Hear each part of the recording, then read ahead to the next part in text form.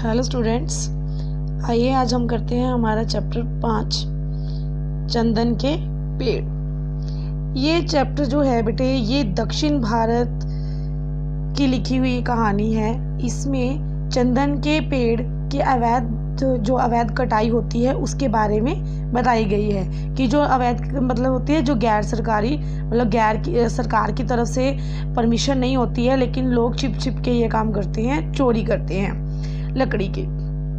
तो इसमें एक सुनंदा नाम की लड़की है। ये जो है ये अपने पिता के साथ करीमुनाई गांव में वहाँ पे रहती थी, और इसके पिताजी जो थे वो एक खेती करने वाले किसान थे। ठीक है, सीढ़ी नुमा ज़मीन थी उनकी जहाँ पे वो खेती करते थे। जो माँ थी वो बकरियों की देखभाल करती थी, और जो सुनंदा थी वो दोनों की सहायता करती थी, अपने पिताजी की भी और अपनी माता की भी। और उसके बाद वह स्कूल पढ़ने के लिए जाती थी। गुग्गू जो उसने एक कुत्ता पाल रखा था जिसको वो बहुत प्यार करती थी। एक दिन जब वो 13 वर्ष की हुई तब एक दिन बहुत बड़ी दुर्घटना हो गई। सूरज तो वैसे ही निकला जैसे रोज निकलता था, लेकिन उसके माता पिता कुछ घबराए हुए लग रहे थे। बकरियां और जो गुग्गू परेशान था। जो जानवर होते हैं उनको किसी भी दुर्घटना के बारे में पहले ही पता चल जाता है। तो सभी कुछ अस्त व्यस्त था, उसे समझ में नहीं आ रहा था। अचानक एक धमाका हुआ और जो ये सुनंदा थी उसके सर पर एक आकर पत्थर लगा और वो गिर गई, और उसके सर में बहुत तेज दर्द होने लग गया।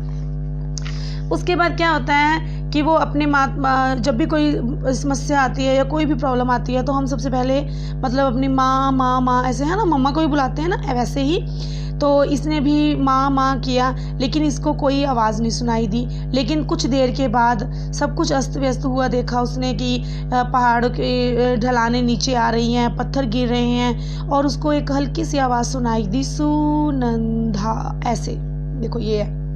ठीक है, मतलब कि धीरे धीरे। तो उसको वो कुछ कर नहीं पा रही थी, उसको ये आवाज़ जरूर सुनाई दी, वो हिल नहीं पा रही थी क्योंकि उसके ऊपर बहुत सारे पत्थर पड़े हुए थे। अचानक ही एक नुकीला पत्थर जो था उसकी आंख में आके लग गया और वो गिर गई, बेहोश हो गई। उसको कुछ नहीं पता था, उसकी चारों तरफ अंधेरा ही अंधेरा, अंधकार उसका जीवन बन गया।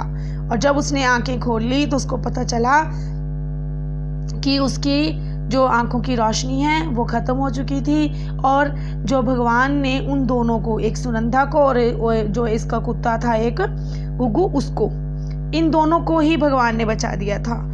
लेकिन अब जब माता पिता नहीं थे, साथ में कोई भी नहीं था, तो जो राव गुरु थे ना, वो गांव के स्कूल के प्रधानाचार्य थे।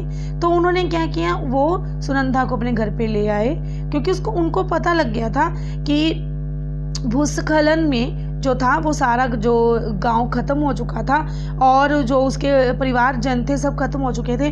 तो वो उनको अपने घर पे ले आते हैं। ठीक है, तो जो उनको वो सुनंदा जो होती है वो राव गुरु जी को अपने मामा और उनकी पत्नी को अपनी मामी कहती है। वो बहुत अच्छे इंसान थे, वो उसको बहुत प्यार करते थे। तो क्या था, एक दिन तो राव गुरु जी ने उनको कहा कि सुनंदा अब तुम स्कूल जाया करो। तो क्या था, सुनंदा को ये हो गया कि अगर वो स्कूल जाएगी तो जो सारी लड़कियां हैं उसके साथ की तो उसका मजाक उड़ाएंगी। ठीक है, कि उसकी जो कमी है उस पर वो हंसेंगी। तो जब उसने देखा, तो जब राव गुरु जी ने देखा कि वो इतना रोने लगी है, तो चलो उन्होंने कहा कि चलो तुम घर पर ही रहो। तो शाम को क्या करते थे, सुबह तो वो अपनी मामी के साथ रहती थी, और उसने धीरे धीरे अब वो किसी पे बोझ भी नहीं बनना चाहती थी, तो उसने ना माला पिरोना, फूलों की माला पिरोना सीख लिया। फूलों की माला पिरोती थी, जब उसकी मामी पूजा करती थी तो वो उनको माला दे देती थी। तो उसने धीरे धीरे ये काम करने शुरू कर दिए, और वो दिन में अपनी मामी के साथ रहती थी, और शाम को जो राव गुरु जी थे उसके मामा जब जाते थे तो वो उनको पढ़ाई वगैरह करवा देते थे। तो उसने एक दिन उसके मन में ये सवाल आया कि भूस्खलन है क्या चीज़ है। अपने मामा से पूछा तो उन्होंने बताया कि जब पेड़ों की अंधाधुंध कटाई होती है तो पेड़ जो होते हैं वो मिट्टी को पकड़ कर रखते हैं, लेकिन जब उन पेड़ों को ही काट दिया जाता है तो वो जो मिट्टी को बांध कर रखते हैं वो नहीं कर पाते हैं, और जो चट्टानें हैं और जो मिट्टी है वो नीचे फिसल जाती है, और जो सारा वो जो जिसके कारण ये सारा कुछ हो जाता है। और क्योंकि पहाड़ों पर पेड़ ही नहीं रहे हैं, तो ऐसा करने के कारण, पेड़ों की कटाई के कारण ही ये जो हमारा जो है ना भूस्खलन ये होता है। तो मुझे उम्मीद है कि आपको समझ में आ गया होगा। बाकी जो है हमारा काम हम कल करेंगे। धन्यवाद।